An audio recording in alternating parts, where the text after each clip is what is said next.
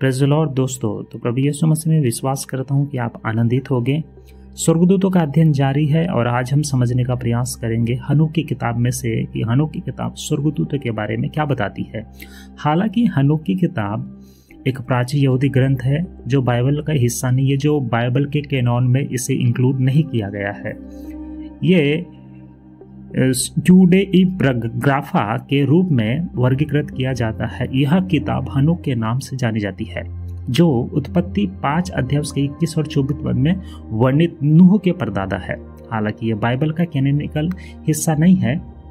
यह स्वर्गदूतों के बारे में विस्तृत और अनोखी जानकारी प्रदान करती है, जो बाइबल में संक्षिप्त रूप से जानकारी हमको मिलती है। देखते हैं कि हनोक की किताब स्वर्गदूतों के बारे में क्या कहती है। तो हनोक की किताब में स्वर्गदूतों को वाचर्स, पहरेदार कहा गया है। ये ईश्वर द्वारा नियुक्त आत्मिक प्राणी है जो पृथ्वी और मानव जाति पर नजर रखते थे। हनोक की किताब के अनुसार स्वर्गदूतों का एक समूह परमेश्वर की महिमा में रहता है, उसकी स्तुति करता है और उसकी आज्ञा का पालन करता है। उदाहरण के लिए हनोक को स्वर्ग में ले जाया जाता है, जहां वह स्वर्गदूतों को परमेश्वर के सिंहासन के चारों ओर देखता है।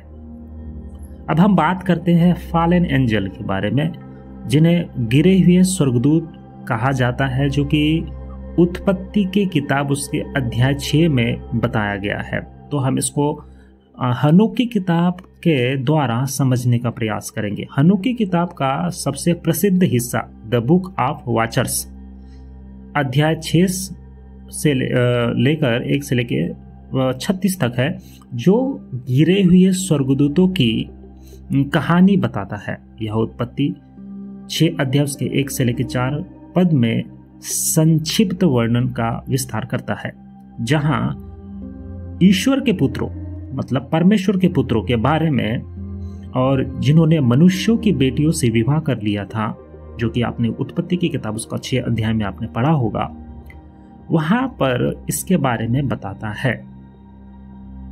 हनोक की किताब के अनुसार 200 स्वर्गदूत ने परमेश्वर के खिलाफ विद्रोह किया था और इनका नेता सेमीहाजा था, और अन्य प्रमुख स्वर्गदूत में अजाजेल का नाम लिया गया है।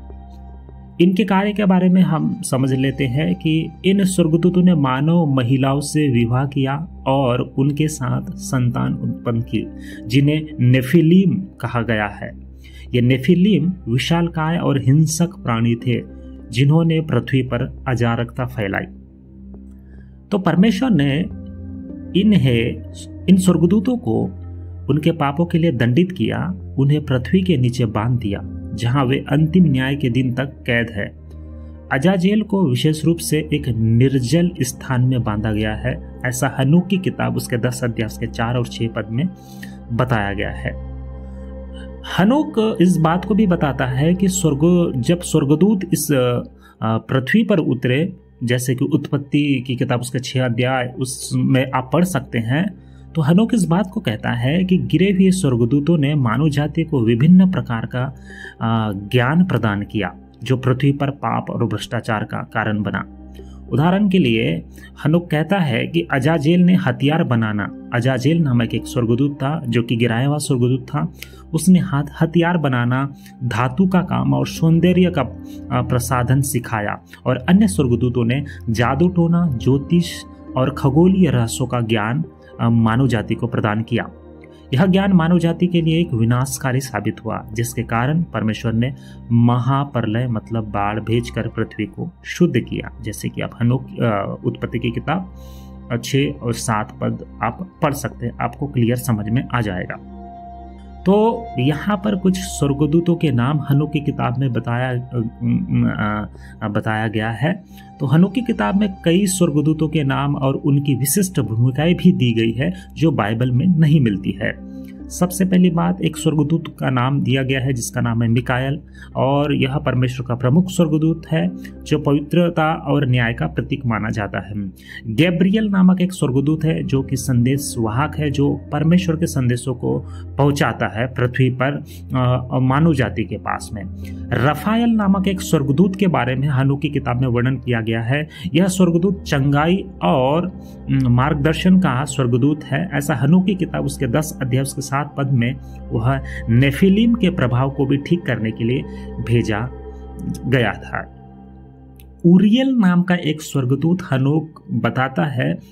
यह उरियल नाम का स्वर्गदूत प्रकाश और ज्ञान का स्वर्गदूत है, जो हनोक की किताब में इसका हनोक रहस्य उजागर करता है। और यह उरियल नाम का स्वर्गदूत स्वर्गीय रहस्य को भी दिखाता है।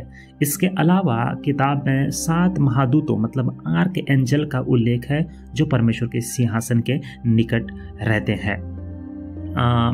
हनोक को जब स्वर्ग ले जाया जाता है, जहां वह स्वर्गदूतों के संगठन और उनके कार्यों को देखता है। किताब में 7 स्वर्गों का वर्णन है और प्रत्येक स्वर्ग में स्वर्गदूतों की अलग अलग भूमिकाएं भी है। उदाहरण के लिए कुछ स्वर्गदूत तारों और ग्रहों को नियंत्रित करते हैं, ऐसा हनोक की किताब में बताया गया है, जबकि अन्य परमेश्वर की स्तुति में लगे रहते हैं।